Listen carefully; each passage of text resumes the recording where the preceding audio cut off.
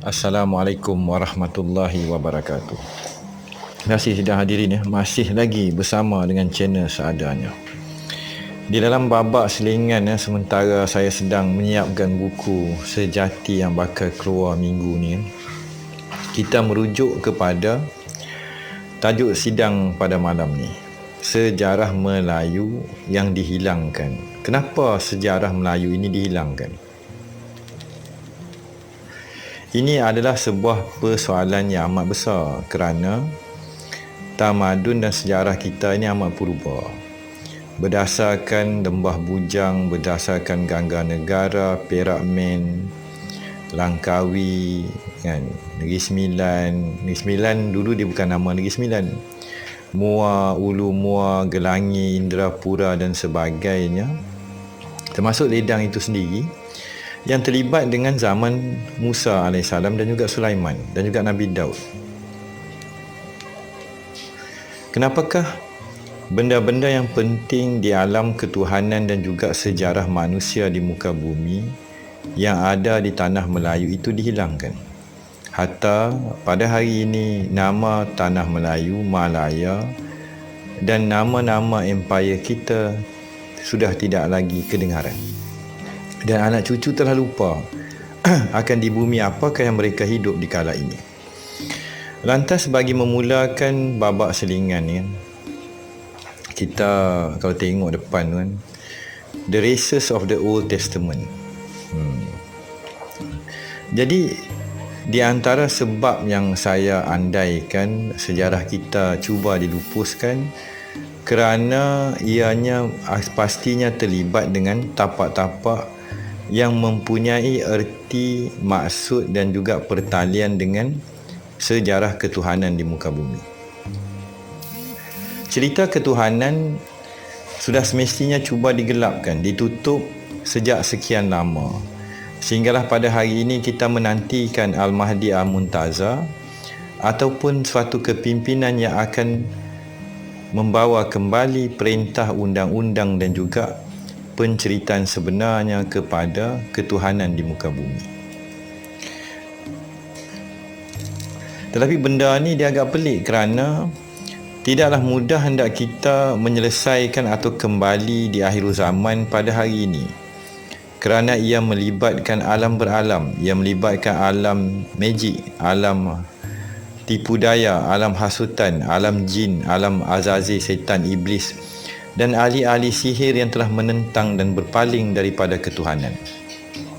Mereka lah yang kini telah memerintah dengan kezaliman, tipu daya, penindasan, perompakan dan perampasan, dan menutup dan menghapuskan kedudukan raja-raja terdahulu dan juga warisnya kepada sekalian Nabi dan Rasul, termasuk dari mereka daripada jalur-jalur yang baik yang dilindungi oleh Yang Maha Esa.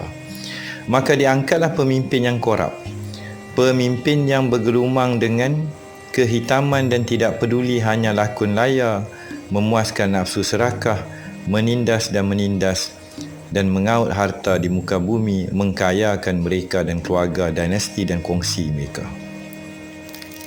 Ini adalah realiti ketika kita hidup pada hari ini.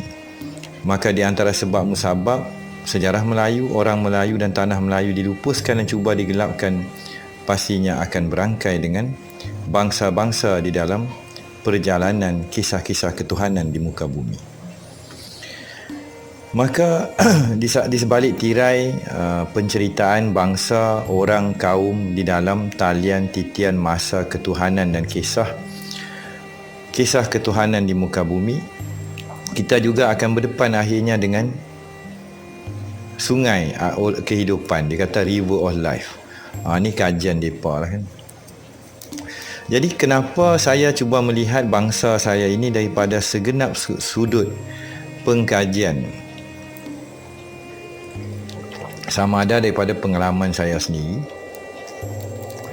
pengalaman di dalam jejak warisan, budaya, mitos, adat istiadat, resam dan juga kepercayaan ada cahaya di dalam sejarah orang Melayu.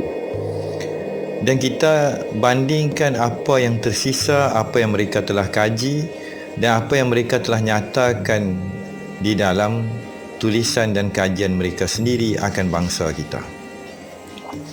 Lantas kita berbalik kepada sedutan the races of the Old Testament. Kita tengok ni The Mount of Kalah. Ni kalau saya kata Kalah daripada kajian races of the Old Testament. Kalah, Kedah, Kedah, kan? Mount of Kalah, adakah itu merujuk pada anak bukit? Dia mount ni dia bukan gunung, dia bukan bukit, dia tinggi sikit saja. Jadi cerita Kalah, cerita Kedah, cerita Jerai, cerita Ayutthaya, cerita Kedah Tua, depa ni adalah kerajaan dan wilayah yang amat langka. Relau yang dikatakan milik kepada Nabi Daud, yang mana saya telah nyatakan dalam video yang terdahulu.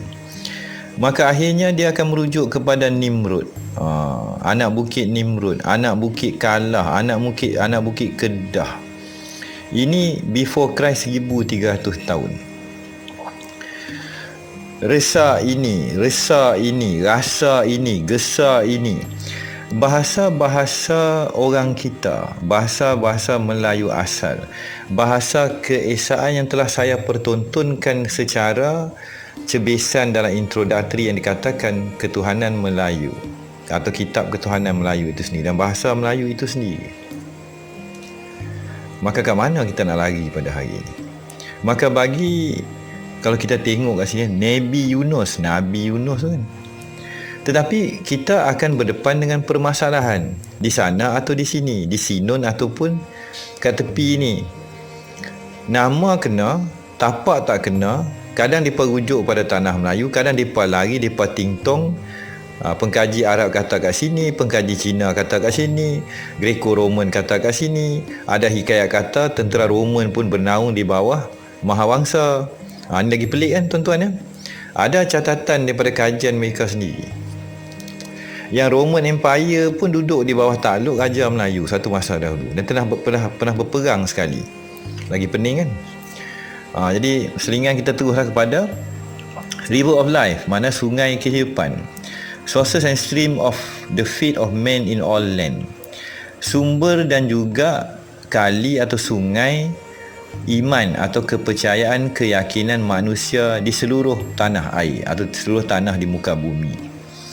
Showing mempertontonkan, mempersembahkan evolusi agama, evolusi kepercayaan. From the rudest symbolism to the latest spiritual development oleh Major General JGR Forlong. Banyak pingat dia kat situ kan. FRGS ada, FRCE ada. Tapi ada Malaysia kan. Macam Malaysia kan. Contoh Malaysia ni mungkin pingat tanah Melayu kan.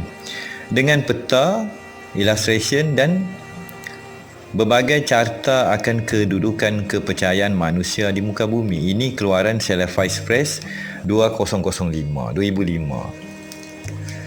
Jadi di dalam kajian mereka sudah semestinya pencarian tanah asal, pencarian lembah tua, Tursina dan juga tapak-tapak ketuhanan, kerana sudah menjadi fitrah manusiawi untuk kembali mencari jalan pulang atau jalan yang lurus tadi. Lantas kita bacalah belah kanan dia kan. Ni muka surat 183. The people of Elam and Sasa always remain totally apart. Manusia atau penduduk alam, penduduk Elam dan Sasa satu-satu kan. Sosanian country. Kalpiri Galkal atau Siwa. Kalah. Jadi Kal kata adakah dianya merujuk kepada Kedah Tua? Lepas tu perkataan Abah, ayahanda. Jadi dikalih kepada bahasa Arab panggil Abi. Father of fatherland, tanah ayahanda. Kal, al, el dan great atau tinggi. Kalah adalah ketinggian, gunung jegai yang tinggi yang pernah pada satu masa menjadi yang dikatakan apa tu? Dia kata rumah api. Kapal jauh kat laut tengok api kat atas gunung jegai. Tapi adakah gunung jegai itu tersangkut juga dengan cerita Tursina, iaitu api yang menyala yang menerangi kegelapan suatu semenanjung peninsula kan. As signifying great, besar, agung, dan high, tinggi. Jadi alam dia kata ilam 3 kali kan. The Highland of Chaldea, ke dia, kepada dia, kata kunci. Dia ni kita ada dalam bahasa kita. Pedia, orang Kedah kata pedia hang kalut ni Fauzi. Lagu mana? Lagu dan dia kalau kita padankan kembali, ianya akan kena mengena dengan The Song of Solomon.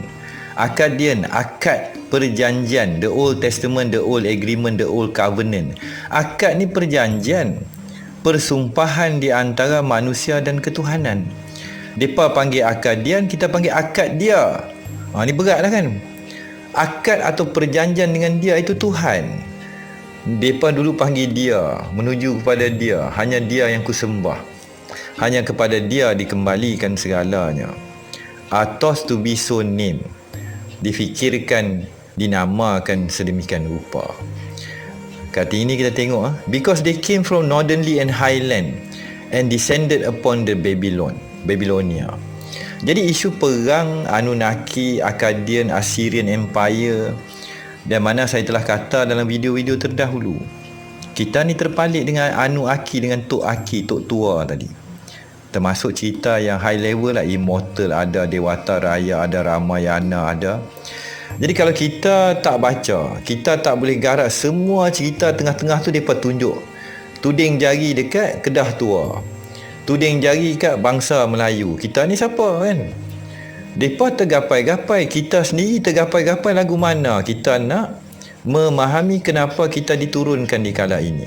Umur saya 52 tahun, akhir balik saya 12 tahun kan, 40 tahun baru saya sedar diri.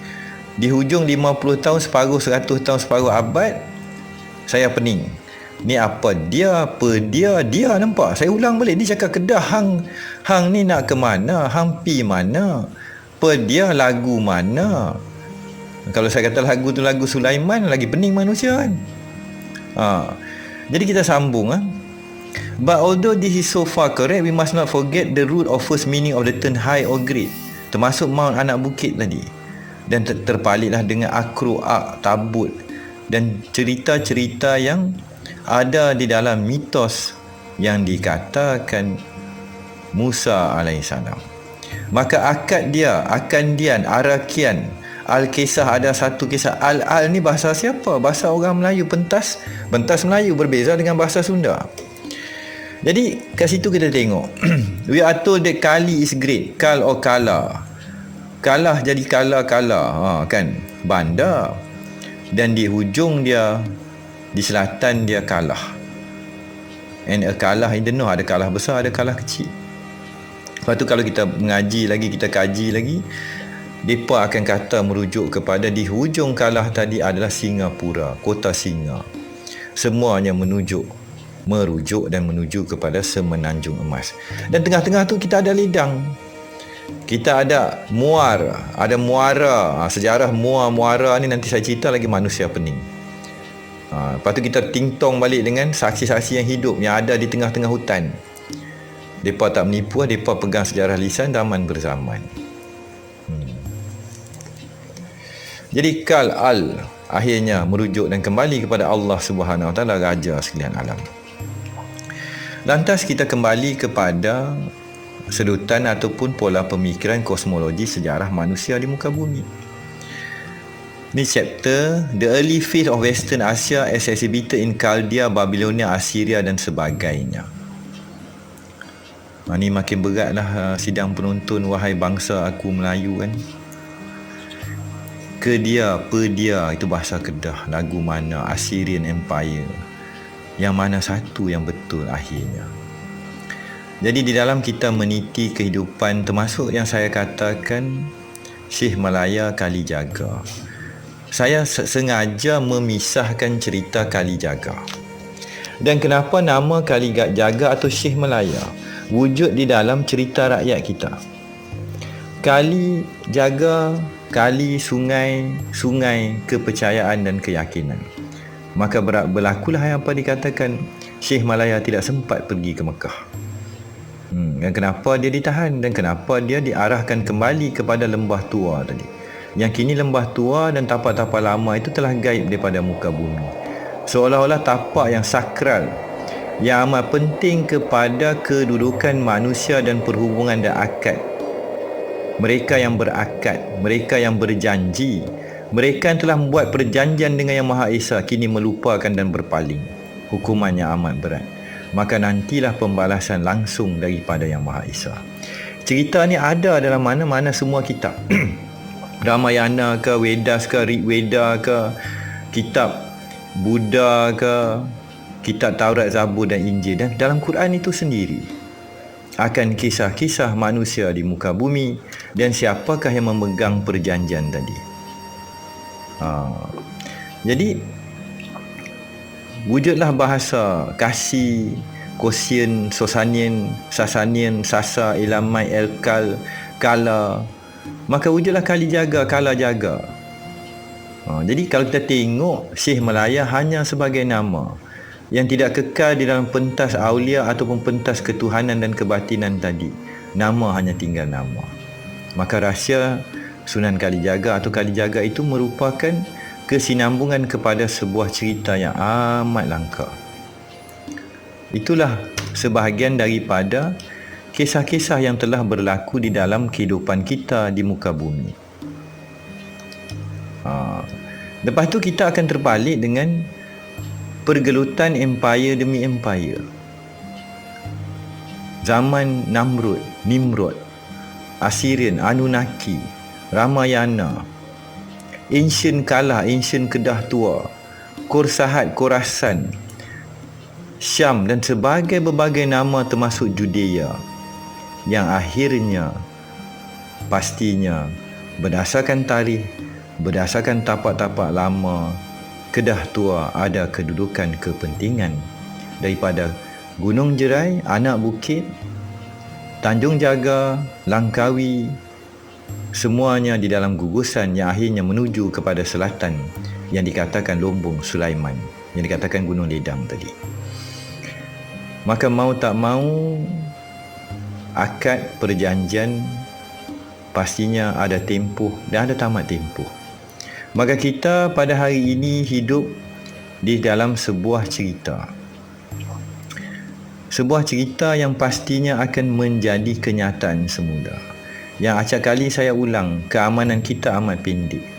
Dunia ini telah dipertontonkan dan telah mengalami berbagai bentuk peperangan, serangan dan juga alam beralam. Maka duka cita, kita mungkin warisan saya akan dihadapkan dengan Perang Dunia Ketiga dan berbagai pratonton dan juga serangan ataupun hukuman langsung daripada Yang Maha Esa. Tapi pada hari ini kita selaku orang-orang medsos, orang-orang media sosial, kita tak peduli akan apa nak jadi, apa dah jadi, harta sejarah tu sendiri.